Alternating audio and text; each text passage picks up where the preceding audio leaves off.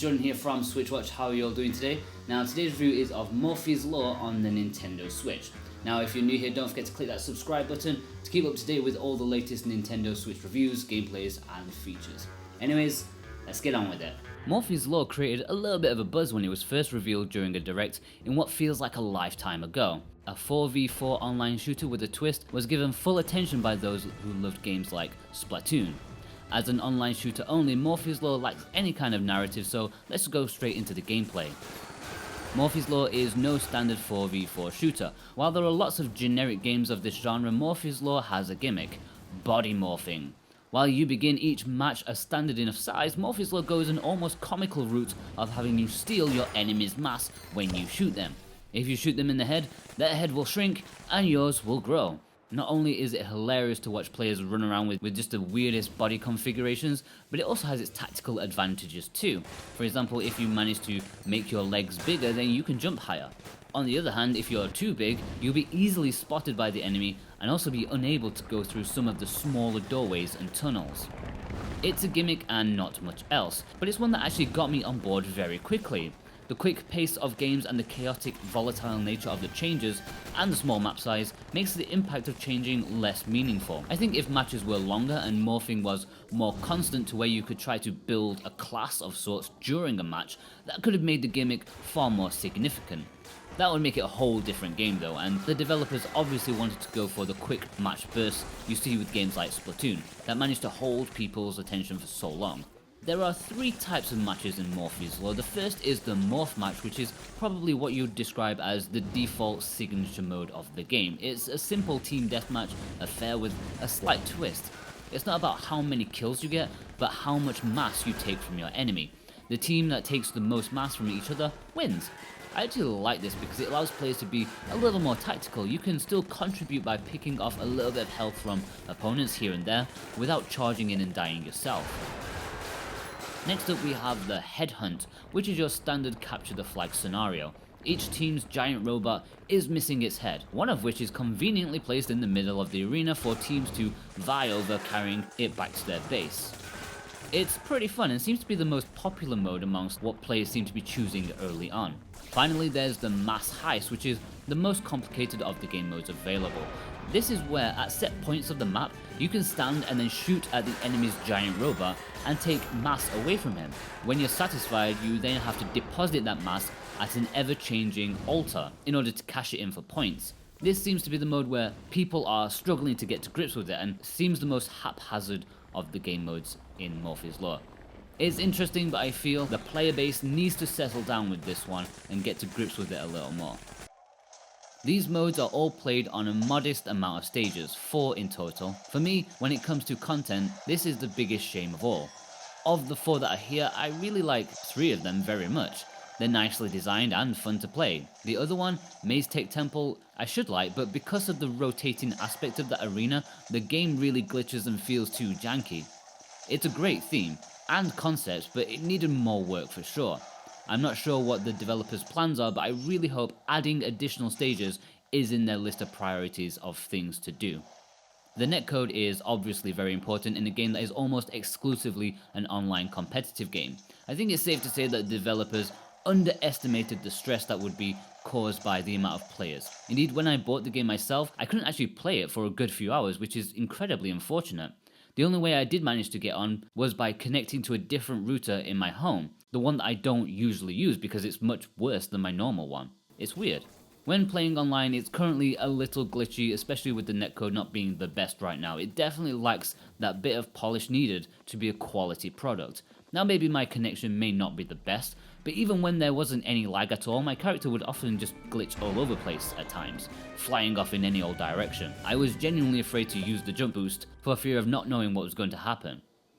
I feel many people will have a bad impression of this game because of the early netcode issues. It really could have done with a stress test beforehand to see how well they could handle it. Thankfully, the longer I played the game, the better the connection seemed to be, so it looks as though they are trying to smooth it over. If you don't want to play online, you can play local wireless with a friend using different switches, as well as playing against bots to scrub up on your skills, customizing the match type that you want. There is no split screen option that I can see, however. One of the highlights of the game for me is the customization options, especially in the character designs. As you play more, you'll earn cash which you can use to purchase a decent amount of things to dress your character up in weird ways. The face is the most prominent, where you can really go to town on how you want it to look, but you can also change individual art on the arms, legs, torso to make your character as funny or as badass as you want. Unlocking all of these things will take time though, as prices are high and money rewards are low. To combat that disappointment a little, every time you level up, you are given a piñata to smash for 3 random rewards. I guess they're a form of a loot box, but they aren't paid for, which is nice. There's even an interesting weapon customization option where you can fuse 2 weapons together. Now obviously I'm still fairly early on in my playtime with Morphies Law, so it's difficult to say how impactful this is going to be in the long run of the game's life. I will say that I wish there had been a couple more weapon options right off the bat. It seemed to take a while to unlock more weapons, and I felt it needed something else just to give a bit of variety from the beginning. Something that I find doesn't get talked about too often is the interface of some of these online games. The menu system in Morphies Law is refreshingly simple, intuitive and clear. Games like Rocket League, Fortnite and Paladins, and even the upcoming Arena of Valor have just the worst interface design, where they just have tiny icons randomly placed around the screen. You have no idea which thing does what, and so instead of actually figuring out the game, you just hit play and hope for the best. Morphies Law has a simple layout with everything clearly defined, and you know where everything is and what it does right off the bat. Visually, I think the game is pretty decent for an indie title. Models, geometry and textures are all on par with what you would expect. Nothing special, but decent. It's the art style though that really separates it from the rest. Going for a Mexican theme, they've really managed to wring a lot of personality out of this one, especially with the characters and the customization options. When you think of online shooters, a Mexican theme will probably not be your first thought, but it works really well here because it's a bit different. Performance wise, you're looking at a mostly solid 60 frames per second, although as the release trailer joked, it's not always locked and dips do occur. That's unfortunate. People do like solid frame rates in shooters, so it's something that the developers can hopefully work on. Personally, I don't mind it so much. I found the performance of the engine much better than the netcode, which is far more important in my mind. For the audio, we have a sound design that matches the visual theme fairly well. Lots of Central American style music with a bit of cowboy western thrown in too. It's fairly solid. My main issue is with the sound level. The audio mix is a bit all over the place at times, mainly down to the glitches I feel more than anything else. Suddenly at the beginning of the match you'll hear an overly loud sound effect from nothing that scares you half to death.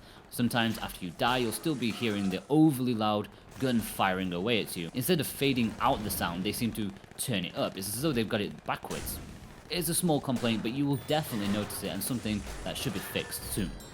Value wise, I think Morphies Law is a good deal. It's $20 in the US and 15 odd pounds in the UK. Yes, there are other games of a similar nature that are free, but honestly, I think Morphies Law represents better value for money. Everything is in the game and completely unlockable by just playing the game. No paid for loot boxes, no microtransactions, it's just all here already. Sure, there could have been more modes and definitely more stages, plus a bit more polish of course, but it's a great foundation for what can come next with updates. You'll definitely get your money's worth out of Morphies Law for sure. It has like just one more go feeling similar to Splatoon, so hours will feel like minutes. Overall, Morphies Law is actually a really fun game. I like it a lot. When it works, it really works well, and for me, I was completely engaged. Compared to games like Paladins or Fortnite, I actually prefer it. It's more fun than those two in my mind. Obviously this one costs money and is a little rough around the edges with lots of glitches, net issues and a general lack of polish, but I do recommend it, although more in the fact of its potential that it has. Right now, it's a really fun game with a few hiccups. Come back to me in a few months after the developers have had time to work with feedback and iron out those issues and maybe some additional content. Morphies Law could be an essential game. As it is, just be a bit wary. It's good, but rough around the edges. It's a 7.5 out of 10. Right now at least. That could be higher if there are patches and updates coming. Okay guys, I hope you've enjoyed this review of Morphies Law on the Nintendo Switch. If you're a regular Switch watcher, then hit that like button and leave a comment below telling us what you think of Morphies Law. If you're new here, then we would love it if you subscribe to see all the latest Switch reviews, gameplays and features. It's well worth it. And finally, head over to the website switchwatch.co.uk. That's always worth a daily look. I've been Jordan from SwitchWatch, and I'll see you guys next time. Take care.